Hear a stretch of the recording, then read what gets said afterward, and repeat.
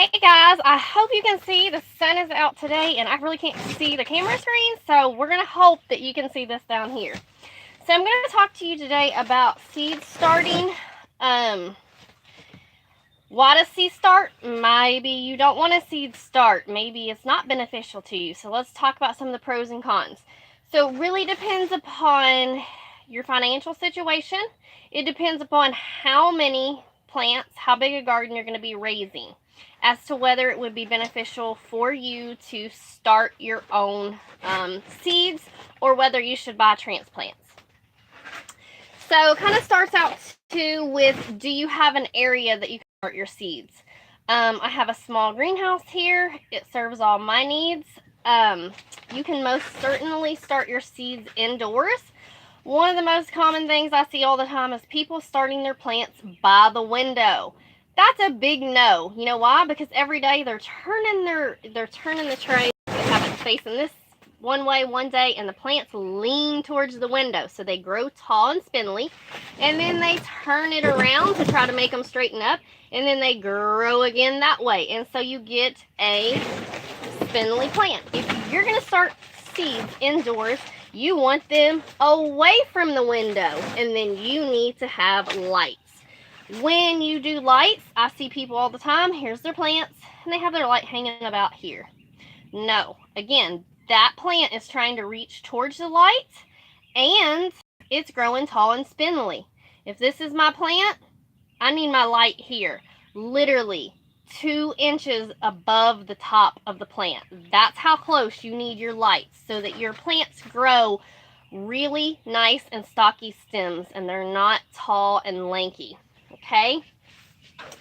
So, if you have a greenhouse, you don't need to have lights because it gets the natural sunlight and you're not going to have to worry about tall, lanky plants as long as you give them room. Now, I've seen people have a tall plant here, a short plant here, a tall plant here, and then it naturally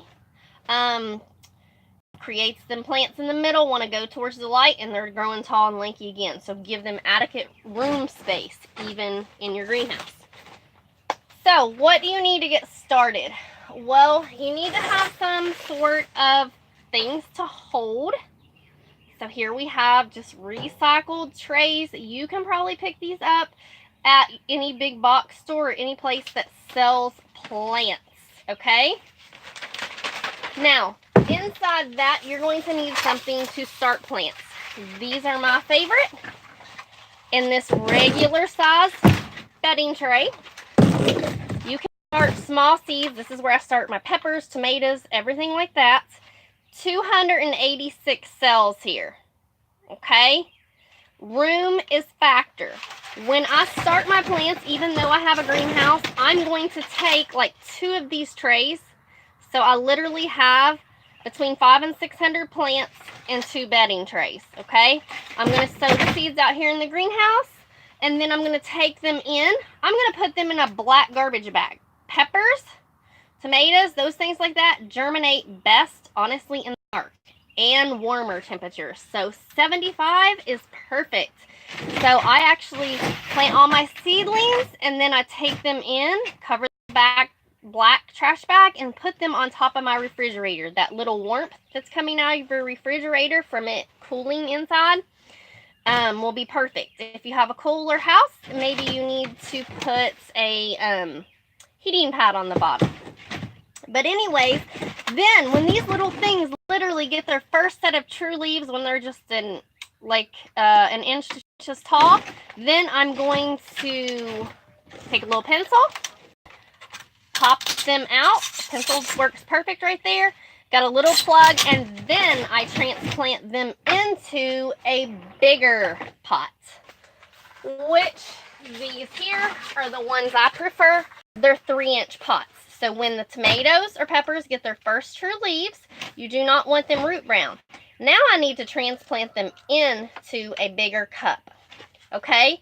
But now my 500 plants that I grew are going to need a lot more space. So then I'm bringing them out to the greenhouse, okay? But for those first couple weeks, I literally had these in my house. I could keep them nice and warm. They germinated a lot better. And now it's warmer outside, and so I can bring them out in my greenhouse, but now I'm going to need a lot more space because I'm going to need, I think, 15 or 18 of these into a bedding flat, okay?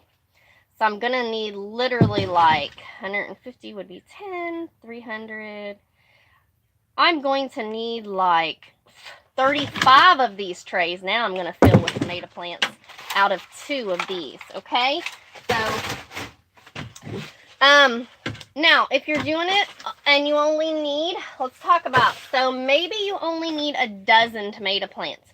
Maybe it's for you just to go buy a flat from somebody else, from another local grower or something, because you're going to have, you know, 4 to 8 weeks into your tomato and pepper plants, things like that, before you transplant them, and you've got that much work and time in them, okay? Now, some other things that other people use, recycling, I do not like the little expandable peat. I don't even have any, but they're little round circles, and you put them in water, and then they expand up. I don't like stuff like that. It's not very good germination rates. I don't like it. Also, you can get like these little flats that have like 6 in these little tiny trays, and you put them in here. Well, this is a lot of dirt to germinate in, but it's not very much dirt at all to create a plant in. So I don't really use these, and I don't really like these. Resources around you. Everybody has Dixie cups. This is also a nice size, right? It's a nice size. You can use them for a couple of years generally before you have to throw them away. All you need to do is drill a hole. I take a stack of these and I get a big long drill and I drill a hole right at the bottom so they have drainage. Everybody has access to Dixie cups. They are cheap, and like I say, it's a great nice transplant cup. When you transplant them out of the smaller, when they get their true leaves, then this is a size when it's about this tall that you can put right in the garden, but there's a nice good clump of soil attached. I have a friend, she uses all yogurt cups. Yogurt cups, as long as the tomatoes are only about yay tall, so they're pretty small to transplant into the garden, but you don't want them to get root bound. When I talk about root bound, it's when you can pull out your tomato plant and it's got this clump of soil here, and you see a bunch of roots that have been going around and around. They're searching for more soil. They needed more soil than this cup. But like I said, if you're getting your transplants pretty small, these yogurt cups are definitely a good option to recycle, and it's something that everybody has access to. So, now let's go back to what we started out. When I use these trays, these inserts here, I use a regular flat, and then inside of it, I get a more sturdy flat that hopefully doesn't have holes. These are harder to find. Maybe yours has holes, okay? If it does have holes in it, when you first are germinating, you don't want drainage because it's inside my house for those first couple weeks, okay? So I get a good quality trash bag, nice thick one, cut it open flat, and I line that tray. In the bottom, I actually put some potting soil or something in there to help wick, because as you can see, the depth of this insert is not nearly as high as this. So I'm going to put wet soil inside this to start, but sometimes it needs a little to help wick up because that plant doesn't have roots yet, okay? So I put an inch or so of some sort of soil in here, or potting mix, okay? Then make sure that your transplant mix.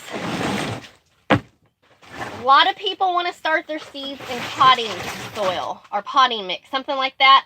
It's not good. It's actually soil. It's really heavy. You're not going to get near as good a germination rates, okay? Get something like this.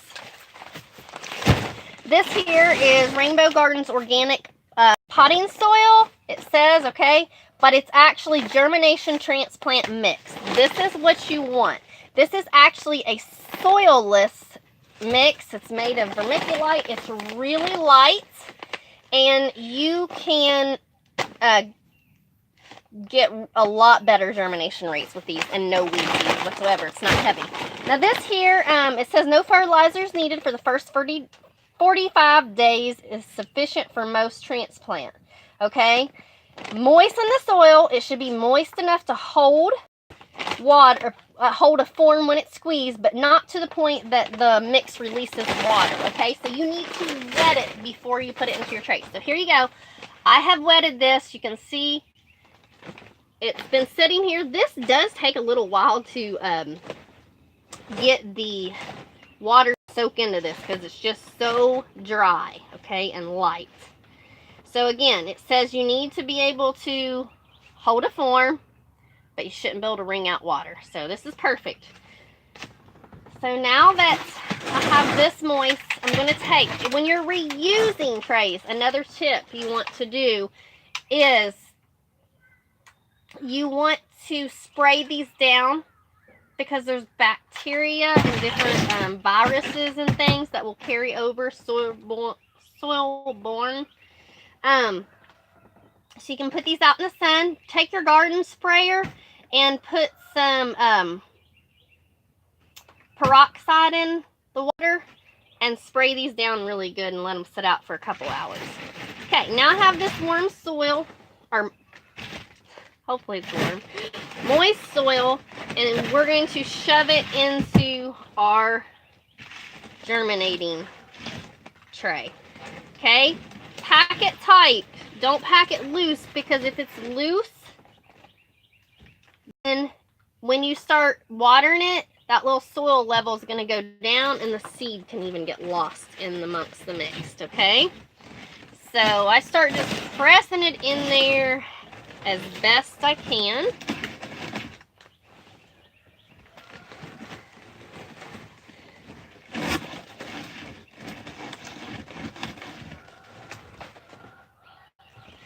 And you're going to be surprised about how much this actually takes, because that big fluffy germination mix goes down like crazy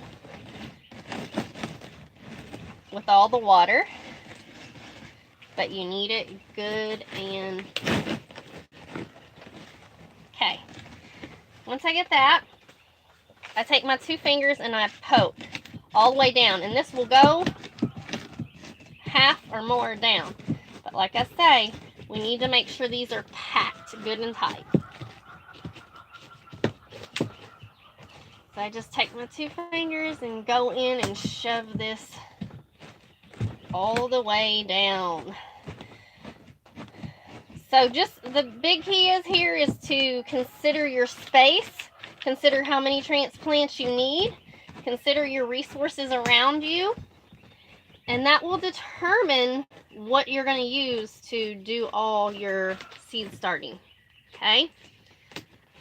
Everybody has things around them. Actually, the most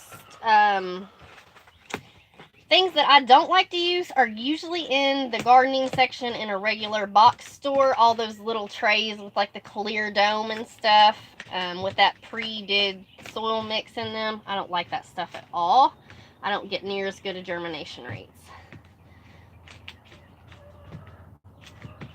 So with this, I'll transplant these little guys 1 or 2 times more before they ever hit the garden. So that's another factor. It is more work, but just the space to me that it takes up, and the fact that I can get so many seeds in here is what makes me choose this method.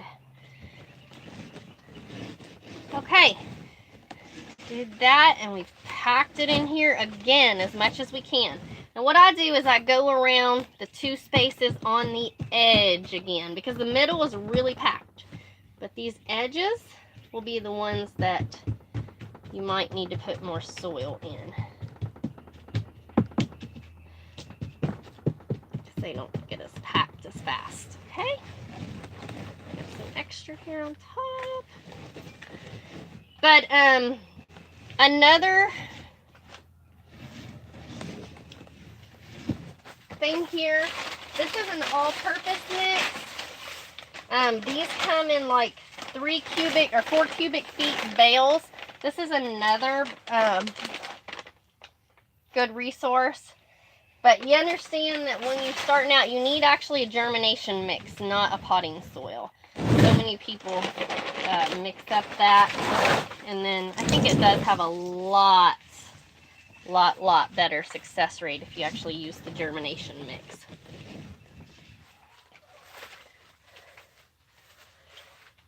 This is another size I like to use. There's 45 of these cups, and they're much bigger. So in a tray, the same size, there's 45 of these.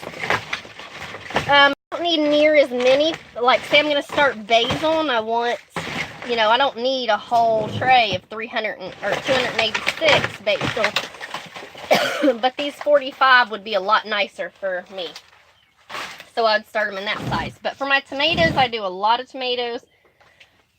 So these are the best for that, for my circumstance. Let's talk about what I use for nutrients and fertilizer. As I said, this is an organic mix. It says at 45 days, but I don't go by that. Once I transplant my plants with their first two true leaves into the bigger cups, this is what I like to use. Hopefully you can see this. This is Fertrel liquid. It's plant food from the sea. This is fish kelp. Okay, so this is like, you probably have heard about fish, adding fish to your thing, but this also has kelp in it. So this has nitrogen, and it's an organic nitrogen that's water soluble. Okay, so this is amazing. If you see a lot of people when they start their plants and they start to look kind of yellowish, if you put this on there, it greens your plants right up, like overnight almost. It's crazy good. But then when I do this, let me move this a little closer, hopefully you can see. I'm just going to go and just indent this just a little, like a 1/4 of an inch. And that's about all that I can press it down anyways. Maybe not even no, it's not even 1/4 of an inch. It's about 1/8 of an inch that's going in there. I make these indentions all over. And then that's when I'm going to start dropping my tomato seeds in. Okay? As I go, I'm not going to plant near the quantity in one variety. So here's a quick tip. Get you some blinds, old blinds. And I actually split them in half. So I just fold them and they'll crack right in half. And those will go right down in these. Be perfect. Don't use a permanent marker. Permanent marker fades in the sun. A regular pencil, and that pencil writing will be there for years, okay? So I go ahead and I'll plant 2 or 3 rows of orange peach, and I'll put orange peach and label them, you know, and then I'll go to the next variety. But that's how I do seed starting. So after it's got this soilless mix, or whatever you use to kind of use for your wicking material, then I'm going to put this in here. Plant it with my seeds. It goes into a black trash can until it germinates. You need to watch like 2 or 3 times a day. Once it gets up on day like 4 for tomatoes, they're getting ready to germinate. As soon as the first ones you see in the little crook before they even pop up, get it out of the black trash bag and get it under a light that is 1 to 2 inches above the plant.